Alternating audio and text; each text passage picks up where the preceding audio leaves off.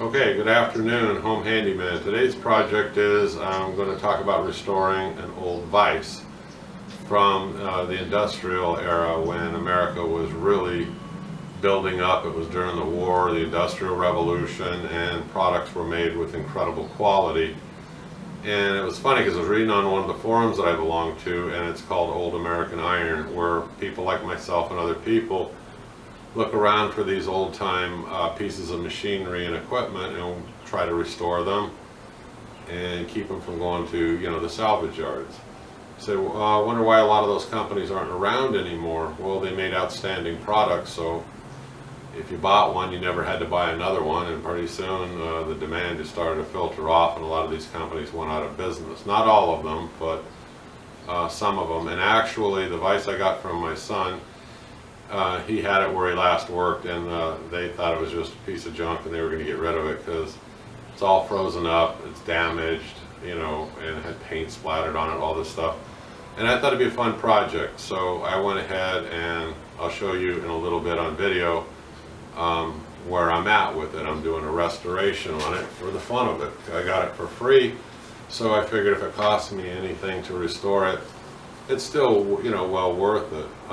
Originally, when I was reading, I'm going to jump all over the place. There's lots of cool facts and figures relating to these old vices in general, but I'm going to try to stick with the Morgan Chicago vise as we go through it. But they originally, the way this came about is in 1883, there was a World's Fair.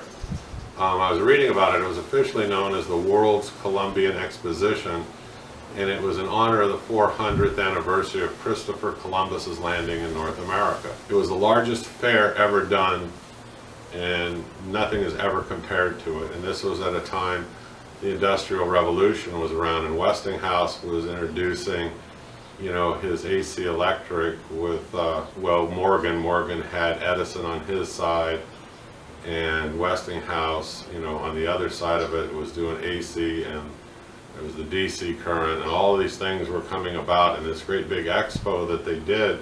It was in Chicago. Well, it was in Chicago. They did it out on Lake Michigan, and it actually did a lot for boosting, the popularity of Chicago itself. And I was reading about this. The exposition was on 600 acres. It had 200 temporarily built buildings. Now there's a significance to this. There were 200 temporarily built buildings. There was a lot of permanently built buildings.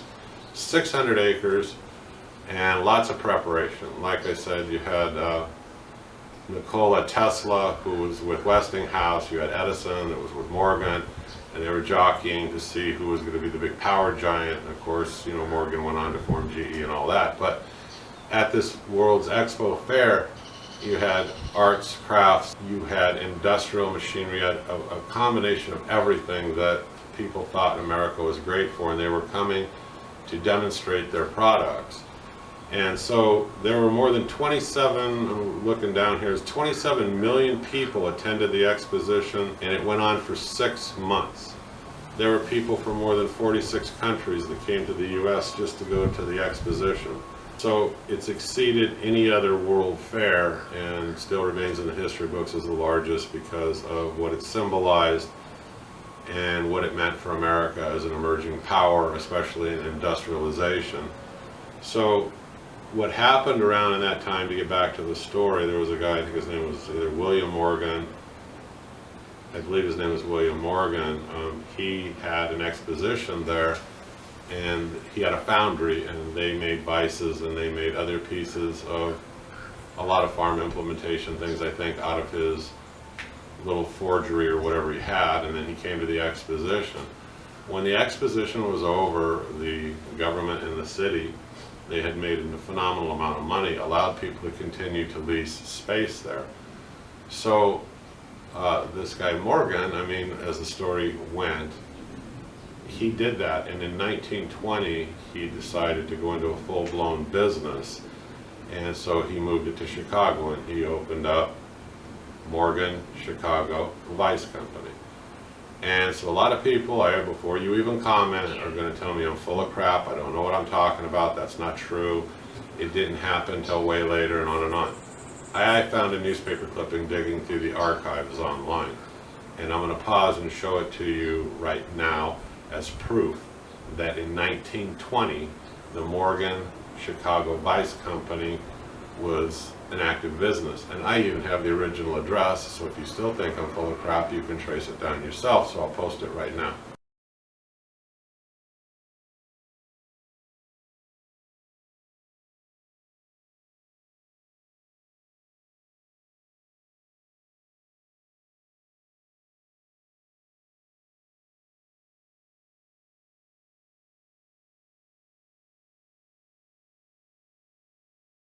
Okay, so coming back around to the story, you can see from the original advertisement, the company was in existence in 1920. It could have maybe even been in existence a little earlier than that. I don't know. I'm just going off what I was able to dig up on the web and try to give you, factual proof by showing you the advertisements. And there's an article, I'll try to post it if I can, you can look it up, it goes way back in time. There was a publication called The Edition of Machinery.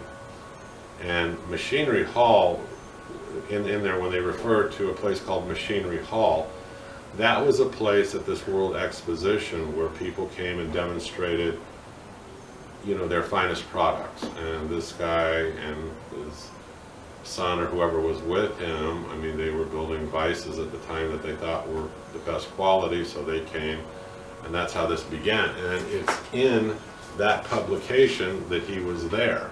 So again, that's a flyer way back then called Edition of Machinery, and it belonged, and it was in the exhibition hall at the World Fair in 1893. So these things are all proof. They're not hearsay anymore. They're online, they're proof. Look them up. I'll leave some references. So proof of it is, if you look in, again, going back to the Morgan thing when he moved to Chicago, proof of it is in that Machinery Hall news thing, or that newsletter, or whatever it is online. He opened up his first company at 3537 South Des Plaines Street in Chicago, Illinois. And there he remained the head guru and the president until 1954. And his son, was George Morgan. His son's name was George Morgan Jr. George Morgan Jr. naturally was vice president. So, and then there's a comment on the web, hey, all of Morgan vices were painted blue. Well, no, they weren't. When they were first made and they were in the exhibition at the World Exposition that we were talking about, they were either black or they were a charcoal gray color. Where the blue came in is, and I'll give you the dates, Morgan and his company moved to Aurora in 1947, and they stayed there till 1970. And some vices, not all of them, will say Morgan Aurora. And one of the comments in the thing said, well, that doesn't make sense because there's not that many of them, so it's hard to believe what's written. And I said, well, he moved the company there. That doesn't mean that he, right that first day, started taking and making vices that said Morgan/Aurora, whereas before they said Morgan/Chicago.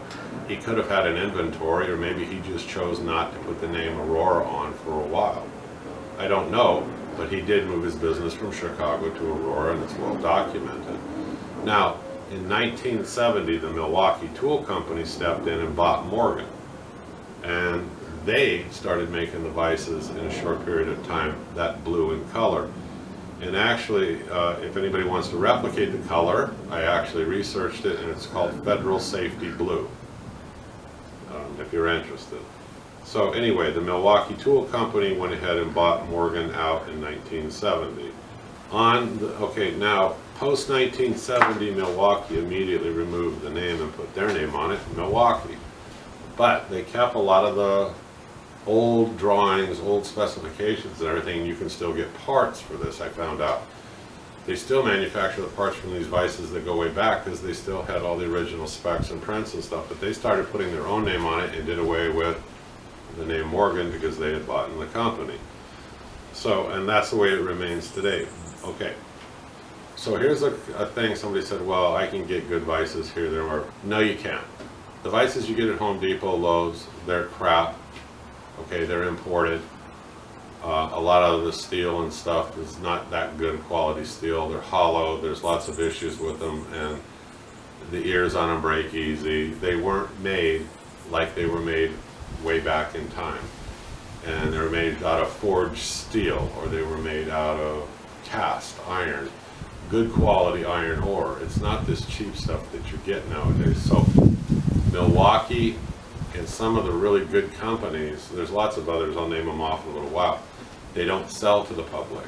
Okay, you can buy them, you can go to Granger, you can go to McMaster Carr, and you can get them. But in your little hobby shops and on the big box stores, you're not going to find these kind of vices. They don't sell to the public that way, and they just never will, I suppose. But you can get them. So it said, well, how did people get them way back when?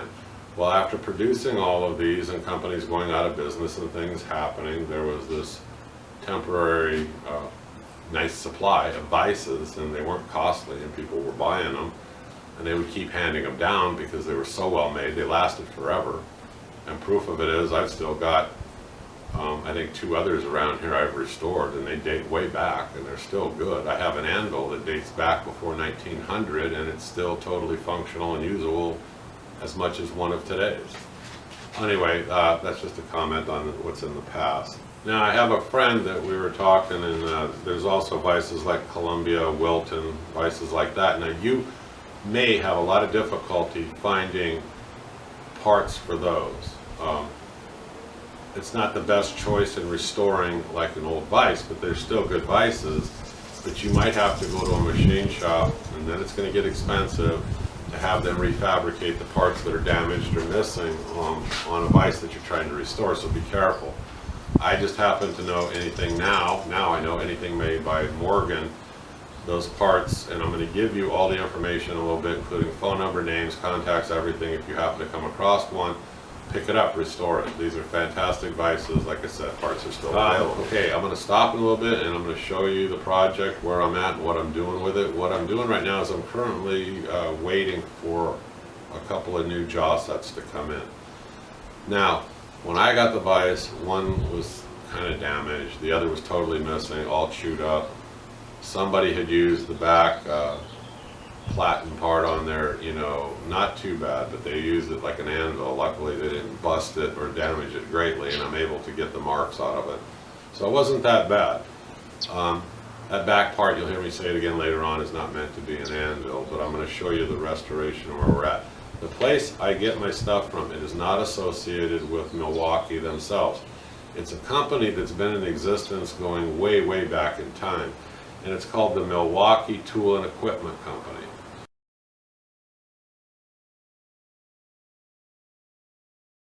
And Andy is the general manager. He's been it for I don't know how long there, and there's another man, Ty. Ty, I think, is one of the owners. It's a family-owned, operated business. They've been in existence for I don't know how long, and they maintain replacement parts for a lot of these vices, probably other vices too, but in particular the Morgan. And they have a parts list. They'll send it to you for free. You can download it, look at it. Anyway, I bought some new jaws. I've got to do a little bit of machine work around where it goes in. Now, jaws come in different types, so you've got to take a close look at the particular vise that you have when you're restoring it. Now, these people were nice. The set that I bought is going to run me about $58. That's for 2 well, basically like OEM type jaws, which is what I wanted. I didn't want anything else. I want to get it back to as original as I can, and these are the original parts. They come with screws, and that's nice. Okay, so you don't have to run down the hardware store and try to find out anything that can countersink into it. So where was I? Okay, so again, this is Milwaukee Tool and Equipment Company. The web address is www.miltool.com. I'll put it down below. The phone number there is area code 414-645-0200. Questions and answers off the forum. Somebody bought one. It was busted when he got it. Let me explain something. If you buy something like this from eBay or anywhere, ask them to take a 2x12 piece of wood for you or something and bolt it down to that piece of wood before they ship it. I was reading the story, he went back and tried to make a claim with UPS. UPS said, it's It's not our fault it wasn't packaged correctly to begin with. He went back to the person that they bought it from off eBay, one of these mom and pop shops. They said, no, it's not our problem that it was mishandled. So to make a long story short, he got screwed.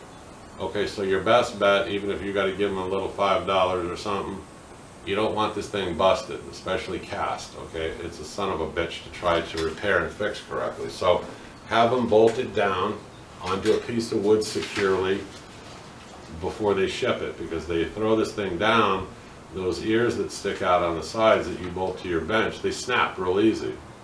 You know, especially if they're cast, if they drop it with any type of force. So take the precaution. There's a comment on here from somebody else. I can't back this up, but they said, hey, look, when you're buying stuff from Lowe's and Home Depot, be careful. These are the Chinese versions. They actually weigh half as much as the old-time great Vices. And second to that, they're specifically saying Wilton nowadays, the new ones, not the ones from long ago, the new ones. They're terrible quality, they break easy and they rust fast. Steer away from them best you can. Buy yourself an older Vise. The quality is 10 times. Somebody said, okay, another question on the forum, hey, to me, you do this restoration work on these old Vices, I mean, why don't you go out there and get some of these different material Vise jaws? Why don't you use other parts that are interchangeable? And you know, you can play around, you can still make a good Vise. So I suppose that's true. Okay, that's true. I don't want to do that. What I'm into is restoring things to their absolute original condition that they were back in that era. To me, what you're doing when you start trying to custom fit and fabricate things, especially a Vise it's not an automobile, okay? So I don't want to put a ton of money into fabrication and all this other stuff. I mean, it's easy to put OEM parts if you can find them and make a fantastically working tool. It's almost like taking a Ferrari engine and wanting to put it into a Pinto. Why would I do that? So, no. I just stick with the restoration of old iron and try to keep it original. Okay, I'm going to put up some pictures. I think there's some confusion in one of the things somebody sent me. I'll put up some photographs. There are basically, there are 4 types of Vices. 4. A machinist Vise.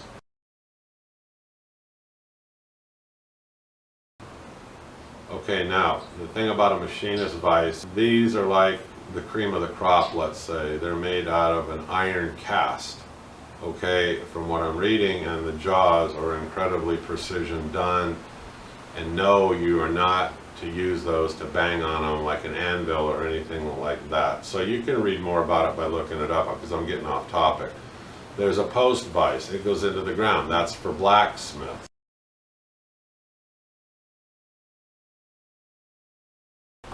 It's made out of forged wrought iron from my reading. So that's the second one. The third one is a mechanic's Vise. It's a lower grade of iron than what the machinist Vise is built with, but this is a good all-around functional Vise, okay? I mean, and this is the one that was very popular among, you know, farmers and the Industrial Revolution and all of that. It was more available and more out there than these machinist Vices, which were, at that time, were made with really high precision. So yeah, you didn't want to go banging around on them with a hammer. And then the last one, and I'll show you a picture, is a woodworker's Vise. So those are the 4. Now there's another question on there somebody hit me with, said, how do I value these when I go to buy them? That's hard. I look for the cheapest deal I can, that it's all intact. And sometimes it's not that way, sometimes it is. So I took a look on one of the forums, and if you really want to know something to go by, you don't want to pay more than $1 a pound. And if that's the case, it better be in really damn good shape. Most guys looking around for old iron in terms of Vices, okay, are paying 50 to 60 cents a pound. Now that gives you a rough idea what's a fair price, I mean, to pay for it. But, you know, look, if you find an older time Wilton, you're going to pay a premium. Those are in more demand. They're supposed to be the cream of the crop, the best of the best, the old ones, not the new ones. You're going to pay a premium to own one of those. Or if you're lucky enough to come across it at a garage sale and somebody didn't want it, score, get it. Let me see, what are the other questions here? I'll put up pictures of each one of these. I'll try to land them in between the little lecture conversation that I'm doing. And in a minute, we're going to actually pan over to the vise. I told you this would be long. If you're not interested in vices to go in this in depth, you probably have dropped out by now. If you're still with me, I hope you find the rest of it interesting. Here we go. One other note before I move on about prices. If you're able to pick these up at a really low price, there's no reason why after you do, the restoration's not that hard. After you do the restoration, if you want to sell it, you can double your money very easily. So it's, you know, whatever you want to do. Make sure, what I do is, and I haven't gotten to that point yet, when I'm done having them ready, let's say I'm gonna paint it machine shop gray. I get it as clean as I can on the outside. I mask everything off and I wipe it down with acetone. And I use a primer before I use the real color. Okay, now that's me. Somebody asked, don't you just take a rattle can and spray it? No. You know, I do the prep work first. I just like to do it right, I guess. Anyway, that answers that question. Jaw types, well, like I said, they're either T-shaped, U-shaped. There's a couple of them what they call hot forging, and they're actually pinned from the top down. Like the one I got, the Morgan Chicago, it's got screws that go into each jaw, 2 on each side. I think they're spaced about 2 1/4 or whatever. So the pins can come out, you can replace them. The screws can come out, you can replace them. That's what made this project a little bit nice, is that I'm able to get the jaws and actually replace them with a little bit of work in machining. And I'll show you that here in a minute. But let me finish answering the questions rapidly and we'll get to the project. The question, I'm no vise expert, okay? I have 2 or 3 different kinds and I can just tell you they work for me and I like restoring them. Snap-on. They make, this is what everybody sits around and does this over, gotta have Snap-on, oh my God, you know. Snap-on, they don't make their own vices. Those are Wilton vices that have been rebranded. That's that. So if you come across a Wilton vise, nowadays, a new one, you'll find it's identical to the one that Snap-on sells. It's just been rebranded. Now, again, Wilton vices, if you want one that bad, get one that was made back in time. Not necessarily the brand new ones, but there's nothing wrong with the brand new Wiltons. Again, it's just things were made differently and they were made superior and stronger and what have you. And I know I'm going to get comments, people disagreeing, but that's okay. I know that I'm right. So what are some other brands? Well, there's Atoll, A-T-H-O-L. They don't even produce those anymore, so if you're lucky enough to come across one of those, that's cool. Replacement parts, probably hard to get, but damn well, you know, it's well worth restoring. American Scale, Parker. Parker used to make the best jaws in the vise industry. Colombian. They are a good, stout, strong vise, especially the older ones. They're outstanding vices. Parts are still available today. Ones in the big box, stay away from them. They're poor quality, they're terrible, they're just bad all the way around. But the older ones, fantastic. Desmond, Littlestown, Monarch, Prentice, Morgan, which is the one we're going to talk about, Reed. You can even buy older rigids. I didn't know that, but I guess you can buy old rigid vices, and those are fantastic. Not so much the new ones, the old ones again, right? Sawyer and Yost. Those are some of the companies I found that are the top companies of vices. Anything else you buy, look, if it serves your function, that's fine. I'm not trying to rain on anybody's parade. I'm just telling you a little research here, and I'm just sharing you the information on vices. Okay? Okay, let's move on to the restoration. Now, this is not the vise I'm going to restore, but I wanted to show you this just so we can go over and we can all understand the pieces first, okay? You got to understand the pieces on something you're restoring. It's like an automobile. You know, you're going to restore it at least so you can name the parts. This is a Colombian 1035. This is a little one. It's a newer one. It's probably not a good one. So here's your proof. Even I own some of the, you know, the cheap crummy ones that they talk about, but whatever, that's okay.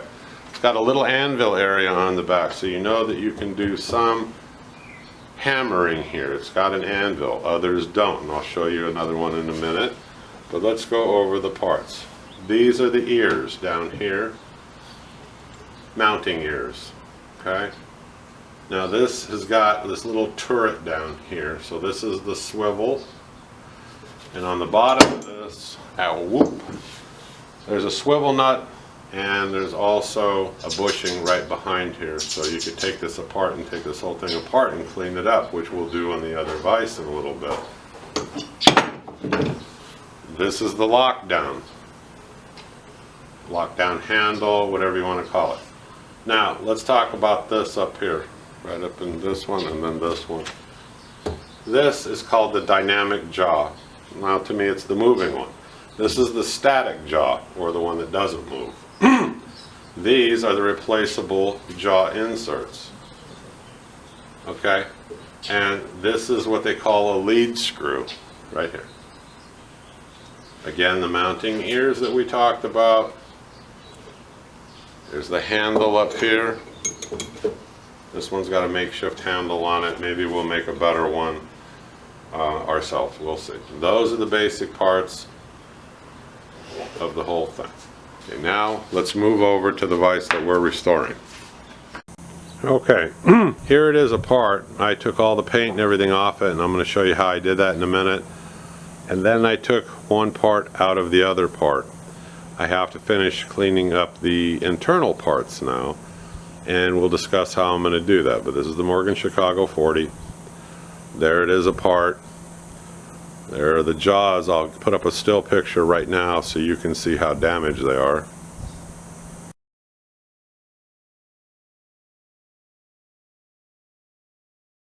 Okay, that's the part that I need to fix, and I also have a set of new jaws coming in like I keep mentioning. So let me pause this and I'll show you how we're going to clean this up.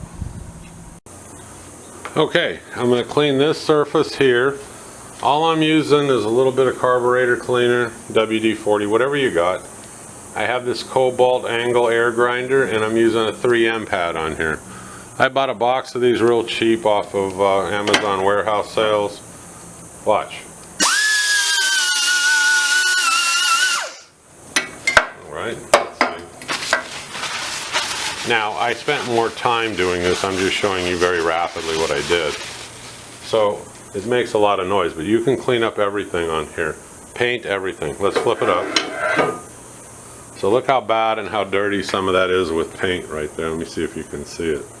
I'm going to pause this, clean it up just the way I showed you. I'll be right back. Alright, I've got it upside down in the vise. And right down in here there's a set screw. Take the set screw out, and by banging it back and forth, you can get this whole piece right on out to clean it up. Right here. Okay, so what I'm going to do now is I'm going to take a wire brush, I'm going to clean it up real good. Now, you can use grease. I don't like to use grease because sawdust, all this shit sticks to it, metal shavings, whatever. Or use a real thick oil. So I'm going to clean this all up, I'll show you, coat it with thick oil, put it back together. I'll be right back.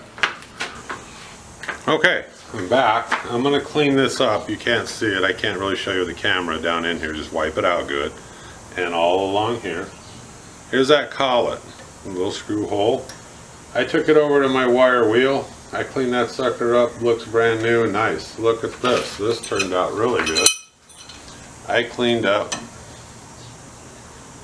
all the threads on this. It was so packed with black grease and crap, and I cleaned it all the way down to the bare metal. These threads look real good. Now, while I was on that wire wheel, I took all the grease and everything off of here, then I took that little 3M pad, and you can say polished it, but it cleaned it up really good, made it look new, kind of new again.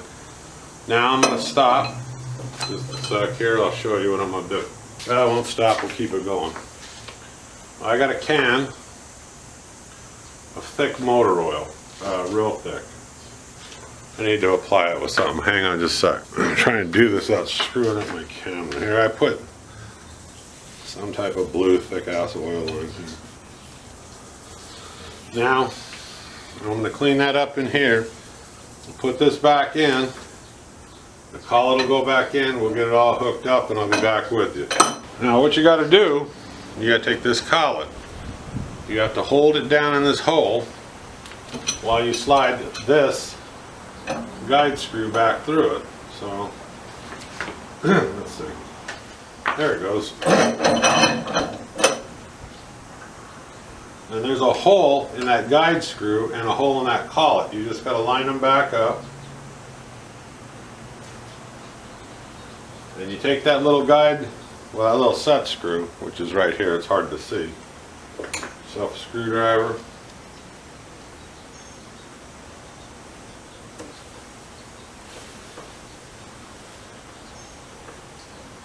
Alright, there you go.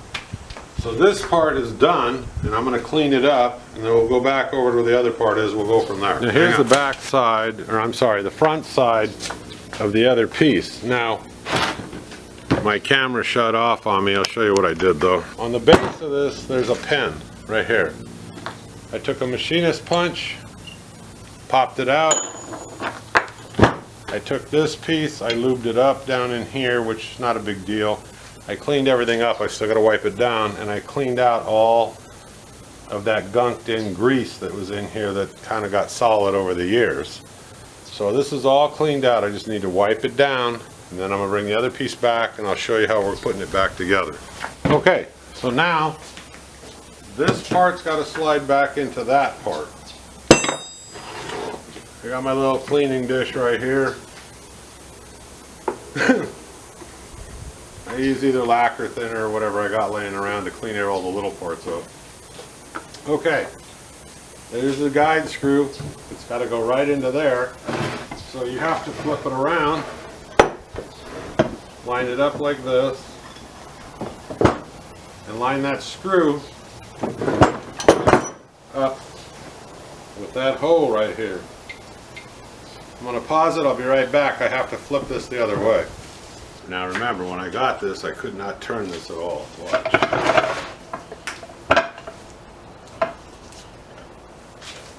I can turn it with one finger now. Look at this. Nice glides.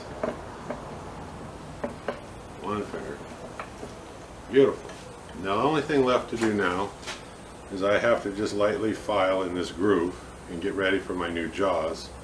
And I'll do a little video update when that gets here. This is running long enough. Last thing I want to tell you about, if I had this painted or whatever I'm going to do, I use paste wax, Johnson's, or Minwax rather, or Johnson's, whatever, paste wax. I use paste wax on a lot of my stuff around here, and it works good for waterproofing, makes the surface nice and smooth if I'm running boards across something or whatever I'm doing. And I would coat the outside of this, wipe it down. But I might paint it, so I'm not going to do that right now. How do you know if you've had this lined up on your workbench correctly? This jaw should be squared to this table end. Almost like this, and you can set a square here. And I'll post a picture with a line drawn that I found online to show you. And then that's where you would bolt it down. That means your vise is in perfect alignment with the edge of your bench. Alright, I'm waiting for those jaws to come in before I can actually do anything else with this. Morgan, Chicago, I hope you enjoyed the video. Comments or questions, leave them below. This was a long video because I did a lot of history and everything else with it. But well worth restoring. I thank my son for getting it. I'm on the home stretch. I've cleaned it up. I've knocked all the burrs off of it. Don't use the back of these for an anvil. That is not what this is for. Okay, you'll ruin it. Buy one like that if you want, but don't use this for it. Okay, Home Handyman. Sign up, subscribe. Don't forget to check out Justin's Jeepers Creepers, and I'll see you folks soon. Thank you. Have a good day. Bye-bye.